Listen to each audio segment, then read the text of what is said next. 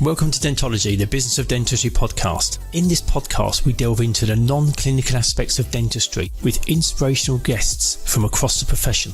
You will hear incredible life stories, pick up valuable business tips and be entertained. I'm Andy Acton and I'm joined by my co-host, Chris Drevens. It's rare that you get to chat to somebody who's a quiz expert and has been on not only The Chase, but Mastermind. A double quizter. Dun, Exactly. dun, dun, dun, dun, dun. You'll have to listen, if only just to find out what his specialist subject was. Yes, and he got a tough rap on that as well, didn't he? I mean, to have any specialist subjects isn't easy, but to then have to create more. Yeah. It was fascinating. I mean, we know him very well, so he's a nice guy anyway. Yeah. But it was, I just think it's an interesting journey through his past to where he is, which I hope people will think, oh, okay, yeah. And It's not quite as obvious as you think. No, a very thoughtful, knowledgeable guy, but also that perspective he had on the importance of internal marketing. I thought that was quite interesting because, like you say, very often if you say marketing, you immediately jump to the external stuff. You don't always think about the importance and the value of internal marketing. So I think people will take a lot from that. Really important point. Open their eyes, hopefully. Absolutely. So again, we sit here. Podcast recording day. I love them. I really do. They're great. Dentology, don't you? Love it. It's the fact of listening to people tell their stories, which is quite interesting. Yes. We are just facilitators. We are just that. And today we are lucky. We are very, very fortunate. We've got a very, very well-known character across the dental profession. He's the founder of Corona Marketing, a specialist marketing agency in dentistry, a keen quizzer, which we're going to find out about, and actually a well-known fixture in dentistry and an all-round good bloke. Yeah, welcome, Chris Baker. definitely. How are you? Hello, Mr. Baker. Yeah. Hi, guys. Yeah, I'm very well, thanks. You guys? Yeah, very Well? good. Very good We're very indeed. good. Thank you. Yeah, we enjoy doing this, to be honest with you. It's really good fun. You know, we get to speak to people all across the profession. Some we know, some we don't. We know you very well, so it's like chatting to a friend, which is quite nice. Other people we've never met before, and we get to talk to them. But there's always interesting stuff that comes out, isn't there? Even though we know people well, we quite often find things that we didn't know about them. So that's quite interesting. It's fascinating stuff, really. Yeah, no, I'm sure it We haven't got a pint in our hand. I'm looking forward to it. Yeah, that's good. It's good. It's very enjoyable. Very So, enjoyable. as an opener, Chris, you've been on both The Chase and Mastermind, which clearly is a great qualification as the started off keen with- quizzer. Dun, dun, dun, dun, dun, dun. That is Mastermind music, isn't it? I think it is. I think it is. Yes, it is the Mastermind music. Yeah, that's true. Anyway, sorry, I blew it. So- the opportunity. So you obviously need the ability to retain enormous amounts of information, which I'm sure has varying usefulness. Have you just got a photographic memory? How does that work? How do you get good at being a good quizzer? Can I just butt in before you ask that question? Because everyone will be asking, what was your Mastermind subject? Oh, there's a story that goes with that. Oh, is there? No, there is. Excellent. There is. Excellent.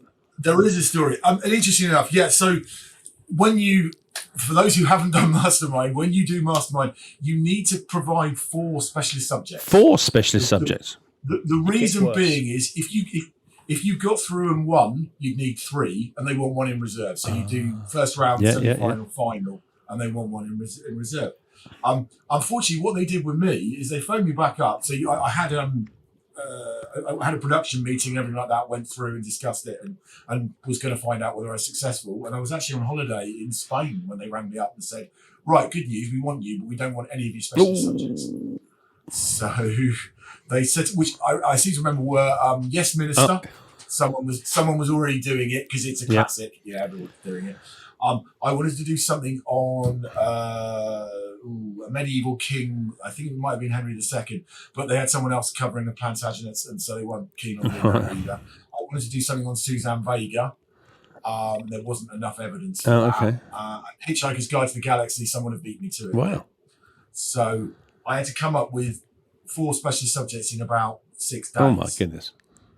Go back to them, and then they said, yeah, they're great, and then obviously study the first one, which was UK general elections 1979 to 2010. Flip. But how, Chris? How do you? Because I mean, there'll be lots of people on here that have listening to this that have watched Mastermind, and there'll be lots of people that won't. But there's a general knowledge round, and then there's your specialist subject, and by virtue of being a specialist subject, they go quite deep in terms of what they ask you. How do you go from just offering titles and subjects to then knowing enough about it to do well on Mastermind? What's the process you go through to retain information at that depth so quickly? No, it's a fair question. I took a week off actually for about 5 months from work. I took every Friday off to work on it.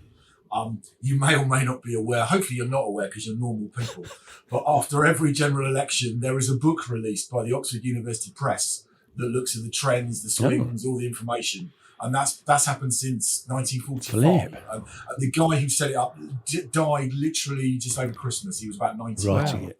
And he was the guy who set it up. So I basically for 5 months so you can imagine I have watched every BBC election night coverage since 1979 all night. I've watched all of those, and then I've read these books and gone through. But I think it's also, and the reason I'm not a bad quizzer is because you have to know the type of question that they're likely to ask you. They're going to be interested. There's you have to have in your brain, you have to have an antennae for what are they likely to ask me? Why they're not going to just ask you any old stat. There has to be a reason why they're going to ask you it. So you kind of have a bit of a radar as to, I think they're going to ask that. So for instance, my first question on Mastermind, because I covered general elections 79 to 2010. The reason there was a general election in 1979 was there was a vote of no confidence and the Labour Party lost it. And the reason they lost it is because one guy was in hospital. And you probably... Actually, maybe you're not old enough to remember because it's the late 70s, but Chris would be. They were busting pointing at Chris. In the late 70s... To be honest, I wasn't very interested in the late 70s in politics. I think I'd probably had other things on my mind. well, I hope so. But they were busting Labour MPs back and forth just to make a majority every time they had a vote. And this guy called Alfred Broughton was really ill, and Jim Callaghan said, no, we can't bring him down to the House, even though it's going to be a tight vote because it's inhumane. And that was his name. And that was the first question of, who was the guy who couldn't vote with no confidence. And I could just tell that because that's what I would ask. It's interesting what you say, though. I was listening to a piece over the weekend. Matthew Syed was talking about crosswords and how people think. And he says that apparently the Times crossword, there's only 5 setters for the science crossword, and lots of the people who really specialise, when they read the first question, they know who the setter was and they know what sort of questions are going to be asked. And they were saying that those sort of people, like yourself, Chris, would have been great at Bletchley in terms of code breakers back in the days when we were trying to find out what was going on with that Enigma machine. That thing that you said about understanding why they would be asking the question, and then that takes you closer to the sort of information you need to learn for the answers. Yeah, maybe. I mean, I have an ex-girlfriend who used to do the Guardian crossword, and absolutely she would know straight away as to which of the Guardian crossword says. Wow. Because they just do. They have a style. To you or me, it might be the difference between Oasis and Blur. You'd know it like that. It's the same for crossword people, I think. But I'm not sure I'm not a great crossworder, actually. Well, my partner is. I'm pretty poor at them. But... yeah, I think I'm pretty good at getting into the minds of people as to why they might think that way. And I think if you do enough quizzes over the years, you kind of get to know, you're going to ask that. I know. What was more fun to do, Mastermind or The Chase? Was it The Chase? Yeah. Fun, The Chase by a long way. The Mastermind is the most frightened I've ever been in my life. I'd imagine it's quite intense. You sort of like... It is, and it wasn't the questions. I've done my stuff. I knew I'd be all right once you start. It's just it's the build-up. I mean, they make the build-up scary. It's meant to be a bit frightening, and you sit in the chair, and so that was terrifying. Whereas The Chase, I was more relaxed about that. That was a bit of fun. And as I went on, funnily enough, I was the first contestant up, and I was standing there for quite a while, probably about half an hour. They were getting all the levels right and everything like that in the studio. I could see the first question up on the screen that he was going to ask me, and I knew the answer, so suddenly I was relaxed. I was cool. So, yeah. And Chase was fun. It was meant to be fun. Mastermind is meant to be a bit more scary, I think. Excellent. So, but no, I enjoyed it. Good. Cool. Have you applied for any more? No, although Mastermind are always clear they will have you back if you want to go back and do one. But I've just been busy. It's a lot of work. It's a lot of effort to kind of get ready for dental marketing from 2000 to 2023. Yes, exactly. Well, that will be helpful. But yeah, it's just time. That's the problem. And also, I think as you get a bit older, it starts to be a bit harder to retain it all as well. I've noticed that in the last few years. And probably you can't be asked. Yeah. Well, there's a I suppose you've already done it as well, haven't you? There's that as well. I have found since I did Mastermind particularly, there was a bit of a drop off then. I'm just not bothered in the same way I was. I'm annoyed because obviously, I say obviously, people don't know, I didn't win it. So, yeah, I know I didn't expect to win. Are you a pub quizzer? But hold on, before we go to the pub quiz, just in Chris's defence, you did in your round, you did miss out to the eventual winner of Mastermind, didn't you? I did. He's playing it down, but you did miss out to the person who went on to win it. Well, I scored 23 and I came third. Wow! So I was 23. Some weeks would win. Yeah. So, but were you the most entertaining guest? Yeah, probably, but I don't know whether that speaks well of me or badly of the others. You just think some of those. Oh yes, I've. I'm going to do chemicals created since 1908 to 1974. Well, the lady who won it was doing classics, so that's kind of hardcore. Nice. And the guy who came above me as well did one-hit wonders, which I would have done. Oh, they've been all right. One-hit wonders, yeah. Yeah.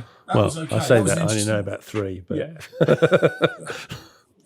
So before we get into your pathway into dentistry, which is where you are today, is there a time back in your childhood that you could look back on and say, this is the reason I'm sitting here today? And by today, do we mean the dental? Just in terms of your life, what was your childhood like? Was there a kind of a defining moment in your childhood that kind of put you on a path of where you've ended up now? Well, I'm sure as every small boy dreams of working in dental marketing. Yeah. That very much happened to me. I have a dream. Yes, exactly. Yeah, it always used to make me laugh when people used to go and play for like Shrewsbury Town or whatever, and they always said, they grew up in Buenos Aires and they'd always dreamed of playing at game meadows like that. But no, I suppose in some ways, yes. I mean, both my parents are teachers, so that obviously is perhaps where the information, the quizzing, all that kind of stuff comes from.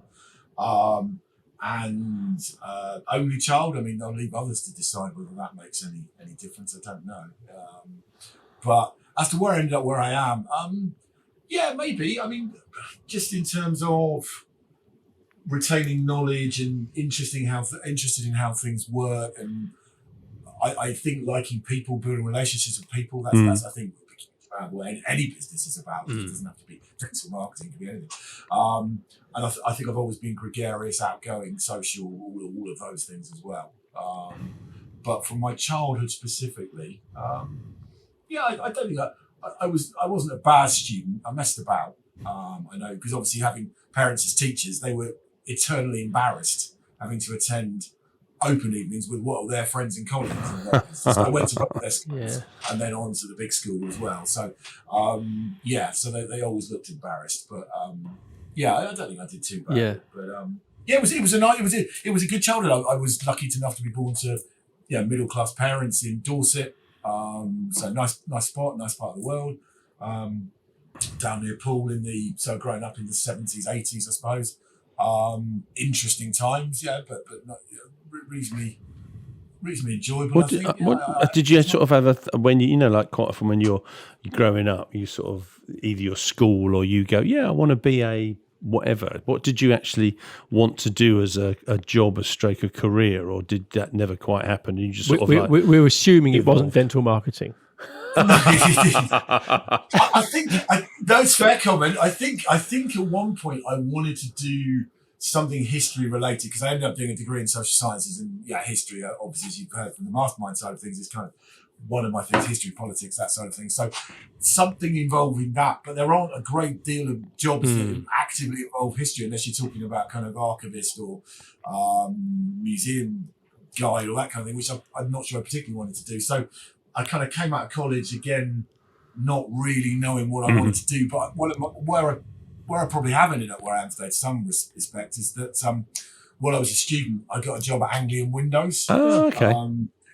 Who I think is still around. Because as a student job at the time, it was brilliant. It was £3.50 an hour, which wasn't bad for a student job anyway. And then you got paid per appointment. You got to sit in a warm office on the telephone and ring people up and, let's be honest, annoy them. And I'm sure anyone who remembers having a phone of the late 80s, early 90s remembers that. But it was a great student job. And it made me realise I'm quite good with people. I'm good at talking to people and all of that. And so that probably is part of it. So when I came out of college, I went and worked where a friend of mine was working, which was at Wembley Stadium, in between the old Twin Towers for Keith Prowse. Keith Prowse. Wow. And you've got a funny story, haven't you, about your first sale? The first sale you made when you worked for Keith Prowse. Yeah, I mean, in those days, and I'm not. This isn't a kind of rose-tinted spectacles that we all, it used to be like this. Literally, used to go in on a Monday morning. I knew that I was introduced to the boss.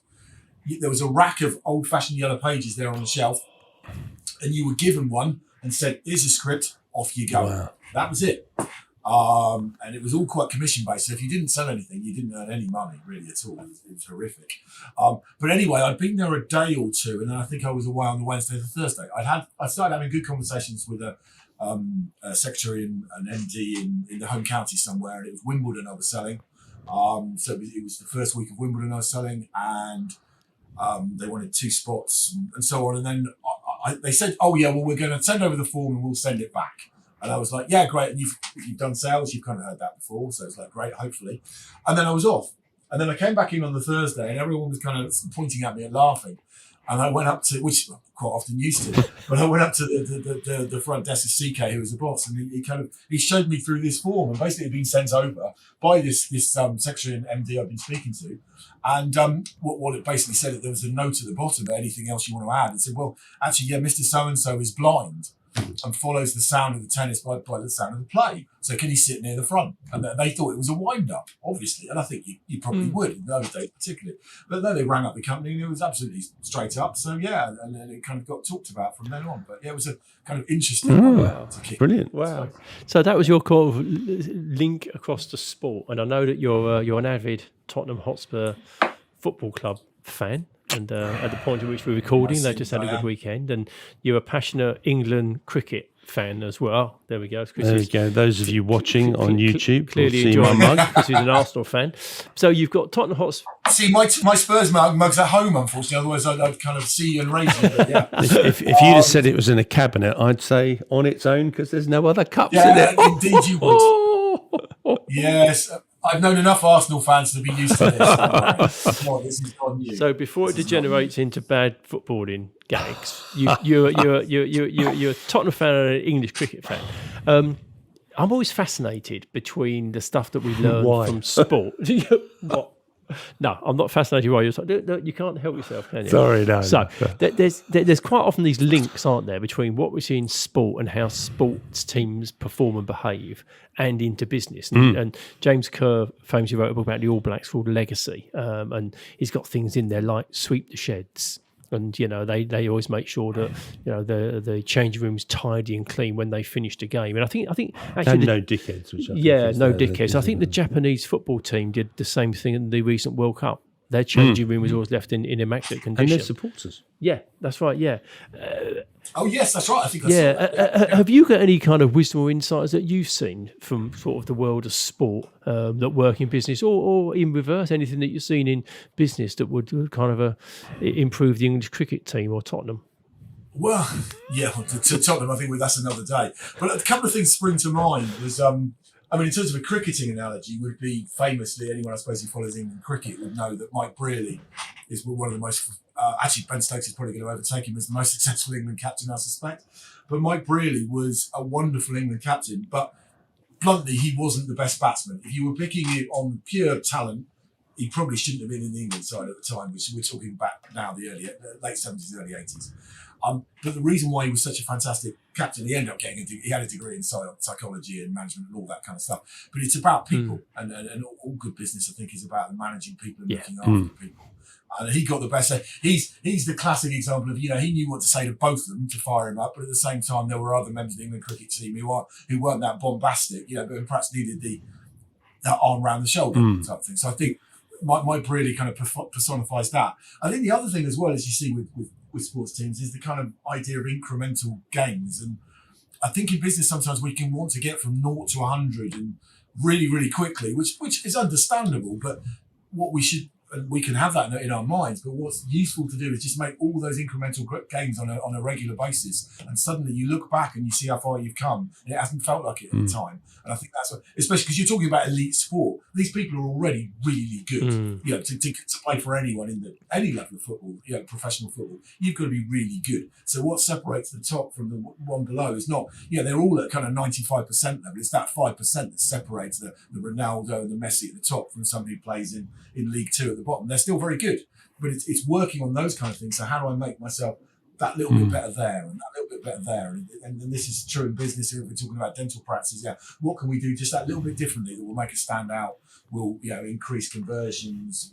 Will make our patients rave about us. All those kind of things. So I think that's one thing. Yeah, no, I mean, I know that Dave Brailsford, when he joined the British cycling team, he kind of introduced that concept of marginal gains. And we do it in our business. We look for kind of little 1%ers. And I think you're right. And I think over a period of time, that the compounding effect of those small improvements is massive.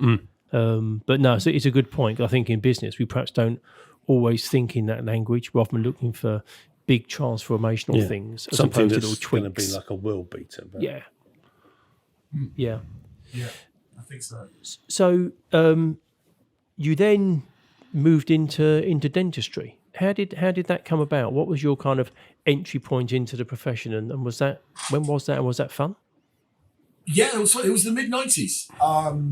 So I finished working in Wembley, and then I was looking for another role, and I went to work for a dental restorative company, actually, who were based in Stanmore. So obviously, again, not too far from Wembley, kind of northwest London.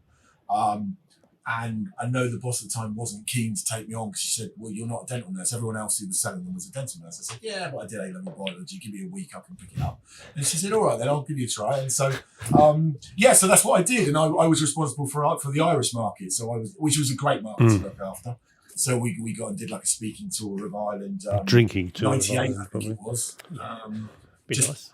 I remember I was in Ireland just as they signed the Good Friday Agreement. So wow. So we were doing a tour around kind of Cork, Dublin, Cork, Galway, Donegal, whatever. But so had responsibility for that. And that was fun. But they then decided they were going to relocate to the Midlands. And I did think about it because I did enjoy the role, but I thought, no, actually, I don't desperately want to live in this tiny little town in the Midlands when I'm based in the southeast. So luckily, through a connection, I had an interview with Ken Finlayson, who many people will know, at FMC. Yeah. And I went to see him on a Friday afternoon when I was just about to finish, and he said, when can you start? And I wanted to look keen, so I said Monday. He said, right, see you at 8:30 then. And so then I moved to the publishing colossus that is FMC. Wow. This was 98, this was. And how long did you, because you stayed there up to the point where you founded Corona Marketing, was that right? No, there was a bridge in between. I stayed there for 5 years, till 2003.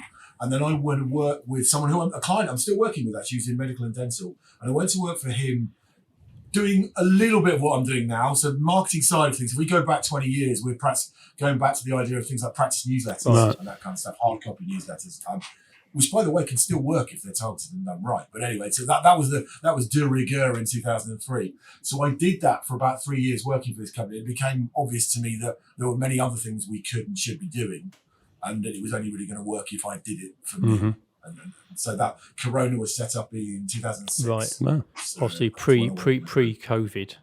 Just you.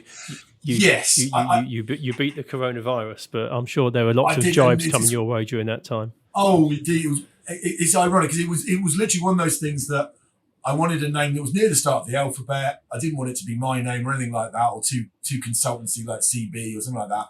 And it was like, Corona, that's near the start of the alphabet. It's Latin for crown, which I'd like to point out is a pun that almost no dentist has got since. Right. So I kind of wasted my time with that one. But it was all fine. And then, as you say, 2020, we had a lot of hits in a couple of months on the website. And a few kind of raised eyebrows, and I did think, you may be aware that the beer company was seriously thinking about whether they were going to change their name or not. I mean, they didn't. The same reason I haven't is kind of people looked at it, had a wry smile, and moved on. But it was interesting for a time. Yeah. It's such a shame that the name didn't come up. That you were in the pub one day and you Corona, that works. Well, I mean, it allowed us to do a few gags about viral marketing, but not too soon, if you know what I mean, because obviously we're in the middle of a pandemic, so we had to wait. I was going to say, when everything's settled down, things get funnier, don't they? They're perhaps not so funny at the moment. Hindsight is a great hero. So you started this business, and we've spoken to a number of founders on this podcast, and we started businesses as well. What was it like in the early days for you? What were the challenges that you had when you started Corona? Fair question. I mean, I suppose first of all, even before I started, what I'd done with my then partner was I said, actually, we can just about afford to live on your salary if we don't make any money. So it was like, that was the first thing, to have like a safety net, I suppose, which I don't think you always need, but I think it helps. It's helpful. So then challenges, it's. And I'd already worked in the industry for that point for not quite 10 years, but 8 years or so. And I sort of knew a few people, but it's getting in front of people, it's talking to people, it's creating enough buzz about your name, who you are, what you're doing, without maybe the amount of finance that you might like to do that. Because that's easy to do if you've got unlimited budgets. Anyone can do that. But you don't when you start a company. And it's about working really hard. But it's also about knowing when to, I think when you start, and I certainly remember me, I kind of work late into the evenings. I'm not sure I was particularly effective. I just felt I should be working because, frankly, the balance sheet didn't quite show where I wanted it to be. But actually, I was probably more effective to turn the computer off and go and relax. Would probably be a better use of my time. But yeah, and it's just a lot of hard work. But that's fine. It's just it takes time, and it normally takes longer than you expect. Well. If you could go back and change anything, would you? No, I don't think I would. I think because that almost, a bit of me feels that's almost like cheating. It's like you've learned something, you go again. But I think there's also the law of unintended consequences. So you change something obvious for the better, but then what would that lead to? You're the kind of the sliding doors. You're not going to be that person and all of that. So actually, I'm pretty comfortable and happy where I am at the moment. So I think with hindsight, I'm not sure. I think that's really cool. There's things I could do better, and I'm not denying that. And if that's undoubtedly true. But I don't think I'd want to go back and massively change anything because of all the things that I say, because you don't know what the consequences of even what might be perceived as something that wasn't very good, how that affects the future. It's fascinating, isn't it? Well, Mo Gawdat, who was the CEO of Google X, he has this thing where he calls it the eraser test, and he says that if you go back and you change something, so you erase something, you also need to accept that everything that would have come about as a result of that going forward gets changed as well. And very sadly, he lost his son. His son, I think, was a teenager, and he was having an operation, and he passed away under the operation. And so he knows from the very bitter end of this, what that is, and he still maintains that he wouldn't change that situation, because if you change that, everything going forward changes. And I know that's a real kind of dark end of it, but I think you're right. I think all those learnings that come from the process we go through are the things that make us the people we are today. Definitely. And you learn so much more from your mistakes than you do from doing it well. That's the other thing. Is I'd say that. I mean, we're back to kind of alternate realities and Back to the Future 2 territory, aren't we? And alternate 1985s and all that kind of stuff. But I mean, that's obviously dark, but I think that's interesting that even something like that, he feels that he still wouldn't change. I'm not sure, and many would feel the same. But. So just run us through what does Corona do for dentists? The marketing is a very broad church in terms of what it has to offer. What's your specialty? It is. I mean, we're a specialist dental marketing agency. We can help practices with almost any form of marketing that they might so desire, online, offline, PR, you name it. I think our particular area of expertise is looking at internal marketing, which experience has shown me over the years is so often overlooked. That's not to say, of course, we help practices if they want to get new Invisalign patients in. That's not a problem. But what we find is in so many practices is that there's a number of things going on. And firstly is that marketing is kind of viewed as a bit of a tap and not actually, you can turn it off and on. But not even just that, it's viewed as an arm of your business over there somewhere and not integral to everything you do. I mean, how you answer the phone is marketing. Setting your prices is marketing. All of this stuff is everyday marketing, because people say, I don't do marketing. Well, you do. You might not do marketing comms, but you're marketing just the way you do business. So I think our particular skill set is working with practices on their internal processes, their internal marketing, and making that better. And then looking at the new people, of course, and how we can convert them better. I mean, we're doing a lot with automation now. But yeah, I think internal marketing is unfairly overlooked. And when you're talking about cost per lead, I mean, there's an old cliche, but the kind of 80% of your business comes from your top 20%, but it's a cliche for a reason. And most dental practices, in my experience, have got all the custom and treatments they need probably already on the books. They're just not doing it. They're not looking after people properly. This isn't necessarily selling at people. This is looking after people. And that's the other thing to bear in mind, that marketing isn't just selling at people. It's about, giving the customer what they want. And over a period of time, you've developed a niche helping dental practices win awards. In the UK, we love a dental award, don't we? Can't beat an award. I was going to say, dresses up. Come October time, it feels like my dentist jacket's in the cleaners every week for a couple of months. Well, it's got to the point now I wear my dinner suit more often than I do a regular suit. Actually. That's a change in culture, isn't it? But October, November, like that time is it's a niche that kind of happened by accident, actually. And there's a couple of clients I was working with about 13, 14 years ago. And they said, we want to enter these awards. And it was the Private Dentistry Awards, I think. I remember being there. It was the last year I was at FMC. I was at the first ever Private Dentistry Awards, which is a hotel in Swiss Cottage, I think. I don't know if it was at Hilton.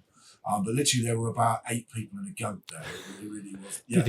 Compared to what they are now, last year was how many people? 1,000 people in a room. Did the goat get highly commended? Well, that's a discussion for another day. That's the greatest of all time. Well, obviously, it was the goat, the greatest of all time. Yeah. Goat. Yes, it was. But no, and these clients wanted me, and I found actually I'm really enjoying doing this. And as I got more into it, I started to realise that I suppose so many people do it badly. I've just been sent something this week, actually from someone non-dental, because we do a few non-dental awards now. And they said, I always thought we'd done a really good entry. We've been given feedback that we haven't. And I've looked at their stuff and it's like, it's said about how great you are, but it hasn't answered the question. And I speak as someone, maybe that's pertinent to me. I speak as someone who, when I did my A-level history, which I'd done really well in my personal study, I sat in the exam, and I'd done a lot of stuff on Palmerston's foreign policy. So a question comes up in the A-level history paper, talk with in detail and relevance about Palmerston's imperial policy, blah, blah, blah, blah. Just one word changed. I didn't spot it. So I wrote 2 sides of stuff all about Belgium and things like that. And it's like, no, imperial, not foreign. So I got very low marks because I spent most of the time talking about something that wasn't relevant. So actually not answering the question is quite important to me. Be amazed at how many people with dental awards particularly I know, because when we have the initial consultation, we'll say, okay, well, let's go through what you need to cover. And they're almost, what they'd like to do is kind of sweep it under the carpet. If there's a bit of the area, the award entry they're not strong on, it's like, we'll not worry about that. So, no, you have to cover everything. We've now got the reason we want to speak to people so early is we've got 6 months to work at what you're weak at. But some people like to brush it under the carpet. It's like, no, you have to deal with it. The question asks, for instance, I don't know, explain how, what does your patient journey look like, and how does that how do patients interact with you? If you think, we haven't got that written down, blah, blah, blah, that's not good enough. You have to actually come up with it and provide it. And in some ways, when the Care Quality Commission arrived in dentistry, for the people who had good systems, processes, and ran their businesses well, it effectively just gave a structure for how they hold that information. Looking at awards in a similar way, is there an argument that perhaps if you did enter the awards, one of the byproduct of that is you may end up with a better business? Because talking about, can you kind of, chart your patient journey, could that business then end up with a better process and system as a result of entering the awards and feeling that they weren't particularly strong in that part of their application? Oh, definitely. I mean, it's a benchmarking process, isn't it? It's measuring yourself against your competition, but it makes you step back and think. Because the common response I get from many practices is, you want all that? I hadn't even thought about that. That's quite, and I mean good practice as well. So these people are doing a lot of this stuff. They just haven't thought to include. So I think you're right. I think it allows you to take a step out, look at what you're doing well, and there will be a couple of things I raise and say you could be doing that better, however good they are. There's always something they could be doing better. And as well as that, so I mean, I'm obviously perhaps mainly looking at it from a marketing and PR point of view, because winning awards is brilliant. There's nothing better than saying you're an award-winning practice. But it's also fantastic for team development as well. It really makes the team feel part of something. And if you see these days, obviously, Mark Topley will talk about the fact that they want purpose-driven businesses. That's what people want to work for these days. And I think awards are all part of that. There's a reason to come to work. We're doing this. Other people aren't doing this. We're doing this really well. And we should be really proud. So I think very much it's part of that. And that's something we're leading into. We're now looking at the Queen's Awards probably soon to be rebranded, I suspect. Watch this space. And they're kind of the pinnacle of awards. So we're doing a few of those this year, non-dental. Wow. So yeah, that's kind of the pinnacle of the award trade, I suppose, and that's why I particularly want to do Interesting. It's a nice niche. It is. It's a nice niche, and like I say, We you should look at carved it some well. awards we could enter. That's right. But yeah, no, I know from the nights that we've been there, you kind of do a little tally, and you always do incredibly well for the clients that you're working with. More broadly on dentistry, it's always changing. It's ever changing. It's evolving. What for you would you say is the biggest thing that worries you about dentistry at the moment? I mean, from a practice perspective, I mean, there's a few things going on. As I'm sure you're aware, everyone is moaning about recruitment, and the fact that they can't get the staff in that they want. I think there's probably I think at some point a decision has to be made on what people want, and by people I think I mean the government and the voters, what they want done with NHS dentistry. Do you want it to be all things to all people, which is fine, but you've got to pay for it. Or do you want it to be a core service, a community service? I mean, there's lots of ways you can go with it, because at the moment it's not really serving anyone. I don't think that's not to do down NHS dentists who I know work very hard. What I mean is the system is not helping anyone. I think there are the ways and means of improving it. I think to deliver better care. And obviously, we work with practices that are a mixture. Many are mixed. Some are private. Some are NHS. Yeah, everything in between. But I think that for me would solve a lot of issues more generally in the sector. I think the problem is the governments know bluntly there's not the votes in dentistry as there should be, so they choose not to do anything about it. So that's definitely something that I would find is a bit of a concern. But I'm also aware of certainly clients we work with who kind of COVID gave them a couple of months to take a step back and look at the finances and realise, actually, why are we doing some of this NHS stuff? We're losing money. Yeah. Doing some of the NHS stuff, or we're making nothing. And it's like, it's all very well, wanting to give back and working for society, but you have to be remunerated. Yeah. Even if you know that's slightly lower than you might be privately, that's the decision you make. You have to be remunerated. So I think there's a big picture thing to be dealt with there. Do I think it's going to happen? I suspect. Yeah, I mean, we saw loads of practice. You would have seen them as well, Chris, who did very well privately through COVID, and I think the challenge that created was that there wasn't the chair occupancy when things opened up and they had to get back to delivering their NHS contracts at full value. There just wasn't the chair occupancy available to deliver the dentistry, which in some ways is a great problem to have because you got really busy on another side of your business. But in terms of access to NHS dentistry, there were obviously lots of people that there were struggling to find a dentist that had the time and the availability to see them. So yeah, I think you're right. I think it needs addressing. But I mean, geez, we've all been in the market for a while, and it's been kicked around for a long while, hasn't it? It has. I mean, and so for I do comments for the British Orthodontic Society. A big problem in orthodontics is waiting lists. I mean, depending on where you are in the country, you could be waiting 3.5 years now. It was always a long time. It was probably 2 years before COVID, but it's gone up. Yeah, that's crazy, crazy, isn't it? Which would then also lay over with the explosion of private orthodontics and the clear aligner systems out there. But I guess from a society point of view, that isn't available to everybody, is it? No. And the other thing is there's obviously more demand for orthodontics now because people have seen Invisalign and others, and there's just people are more aware of what they look like on social media, and that there's more demand than there was 30 years ago. Just that. True. So the state is never going to pay for all of that. But something needs to be dealt with. Absolutely. Yeah, it's a fascinating market, fascinating profession. We always ask our guests the same two questions at the end. The first one we ask is, if you could be the fly on the wall in a situation with somebody somewhere, what room would you like to be in, and where would your fly be hovering and listening? Okay. Yeah, I've mentioned to you, I've given this probably more thought than everything else, actually. It's been bothering me all over the weekend, these two questions. But because it's interesting, because you could go anywhere with them. And this is what I've kind of been dealing with. But on this one, perhaps not surprisingly, with my history background, I've gone to wanting to be a fly on the wall in the Tower of London in 1485 to find out whether Richard III really did kill the okay. Because I mean, he may well have done, but Shakespeare obviously was a very good propagandist for the Tudors, and the winning side writes history and all that. And there's a bit of me that has a soft spot for the fact that he might not have actually done it. There were other candidates who might have done it.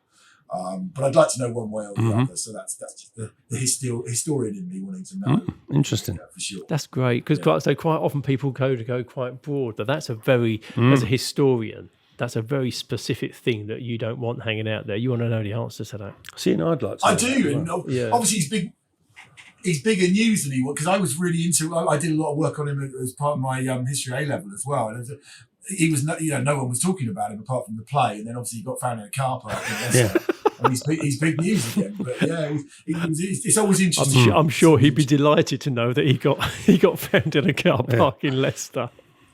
Well, the irony as well is because obviously they wanted to send him back to York, didn't they? But then, as someone probably Catholic pointed out, I've got no skin in this game whatsoever. But they said he wouldn't want to be sent back to York Minster, which is now C of E, because he was a Catholic when he went, so he wouldn't want to go back there. That's true. Yeah, but no one had thought of that. But so that's my lovely. answer. It's a great answer. And the follow up is, if you could meet somebody, this can be anybody you want. You can sit down, have a cup of coffee or a pint of beer with them, Living or dead. Yeah, fact or fiction, and given your interest in history, the dead part might be relevant. Be interesting. No, I've got a live on this one, and this one's very left field. I suspect no one would give this answer. I wanted to meet Vladimir Putin. We've not had Vladimir Putin yet. I don't think we no, have. I'm not surprised. No, give us your reason. I'm just interested because it's. Obviously, we all know what's happening in the Ukraine at the moment, and what he's been in power for over 20 years. But I'd just like to sit down in a room with him and just get his thinking on what, because I'm aware that if we live in the West, and like it or not, that might colour our judgment of decisions that people in different parts of the world make. But I'd just be interested in getting inside his thought process. Maybe not agreeing with them, but just understanding why he's done what he's done over the years, not just Ukraine, but more generally as well. I mean, I think it's the Churchill quote, isn't it, that Russia's an enigma wrapped up in a secret something else. And Russia generally is kind of an interesting place. And so, for that reason, I think it'd be. I'm not saying I could solve the problem. I'd just like to know why he's made some of the decisions he's made. Do you think, and I know this is very hard to answer, but do you think he genuinely believes that he's doing a good thing, or do you think he's just thinks differently to most people on the planet? I think that would depend on your point of view. I think he's the ultimate Machiavellian, and he would take any advantage he can. I suspect somewhere he probably thinks that he is working in the cause of a greater Russia. Get rid of the fascists. I think that's what his idea was. I think he probably thinks he is, but he's certainly misguided. But no, I suspect part of it does. But he will certainly take any advantage he can get. There's no doubt. Yeah, I think he thought he could get away with it. Yes. After Crimea. I was going to say after Crimea, he thought he could have another push. Yeah. Well, indeed, that's what happens when you don't tell people, no, you can't do that. Yeah. So, but Excellent. Well, that's a nice political hot potato note. Sorry. Yeah. Keep it light. Exactly. But no, Chris, it's been wonderful. Always enjoy our conversations. Like I say, it's always a good day when I see you wandering around a dental show and we can have 5 minutes. And you're not being escorted out, but that's another story for another time. That's a story for another day. That's for part 2. I will be in the showcase next month, and hopefully I won't be escorted out. No. Well, all being well, we'll see you there, which is great. Will. But thanks for your time today, Chris. It's been great speaking to you. Cheers, Chris. Thanks very much, man. Thank you, guys. I look forward to seeing you soon. Yeah. Thank you for listening to this episode of Dentology, where we discuss the business of dentistry. If you like what you heard, please do subscribe where you found this episode. That would be amazing. And also follow us on Instagram.